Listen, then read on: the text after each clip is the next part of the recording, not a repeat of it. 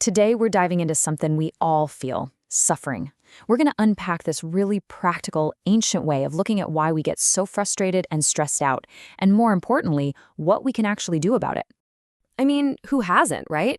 It's that classic feeling. You're stuck in traffic, your big project gets pushed back, or you plan for a nice, quiet day and, well, chaos happens instead. That feeling, right there, is exactly what we're digging into. So let's ask the big question. Where does this stuff, this suffering, actually come from? Now, the framework we're looking at says it's not some big, unsolvable mystery. It's actually a pretty simple cause and effect thing that's happening right inside our own heads. And here it is, the core idea, straight from the source. It's so simple, but so powerful. Suffering isn't always some huge, dramatic thing. A lot of the time, it's just that gap, the space between what we want and what we actually get. It's like a friction, the friction between our hopes and what's really happening. This really gets to the heart of the problem, doesn't it? We want the world to be steady and predictable. We expect things to stay the same, for people to act the way we think they should, for our plans to just work. But what's the one thing we know for sure about the world? It's always changing. So we're looking for something permanent in a place that's constantly moving. It's kind of the perfect recipe for disappointment. Okay, so if the problem is this gap between our hopes and reality, what's actually creating that gap in the first place? Well, according to this perspective, it all boils down to one single thing: our expectations. And boom, there it is. The source is crystal clear on this.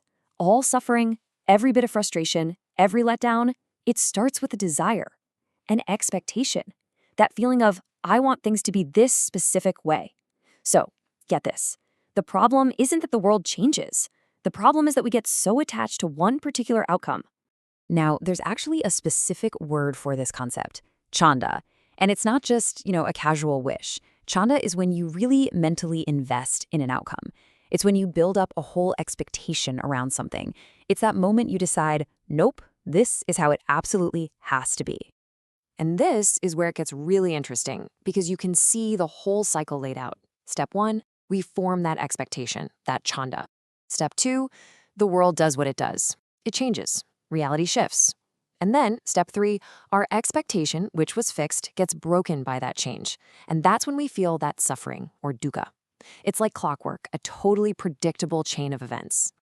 Okay, that might sound a little bleak, but here's the good news. If the whole problem starts inside of us, with our expectations, well, that means the solution is inside of us too. So let's talk about the way out of this cycle. Which leads us to the big question, right? We can't stop the world from changing, that's a given. And if our own expectations are causing all this trouble, what are we supposed to do? What's the move? And the answer we get is one single, really powerful word: virtue. See, the whole point isn't to try and control the world outside. It's about building a quality inside yourself that completely changes how you react to it. So what does virtue even mean here? It's not about being good in a stuffy way. The source gives us a great example: metta. You can think of it as universal loving kindness. It's this active sense of goodwill for yourself, for other people. It's like setting your default mode to compassion.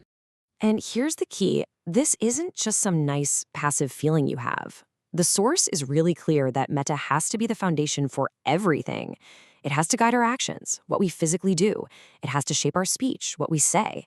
And it even has to direct our thoughts. It's basically like an operating system for your entire life. And when you think about it, the logic is pretty amazing.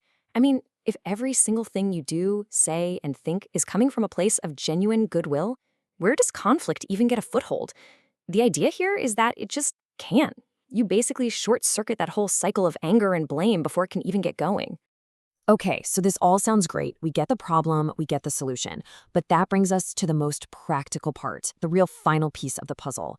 How do we actually do this? How do we grow this virtue in our own lives? Right, so where do we find it? Is it something you read in a book? Do you go to a class to get it? Is it hidden in some ancient monument? Where does this stuff actually live? And this is such a powerful point. The source couldn't be more clear about this. This virtue, it's not something out there that you have to go find. It's not on paper, it's not carved in stone. It is already inside you, right here in your own heart. It's not something you acquire, it's something you grow. So here's the how-to guide, a simple 3-step path.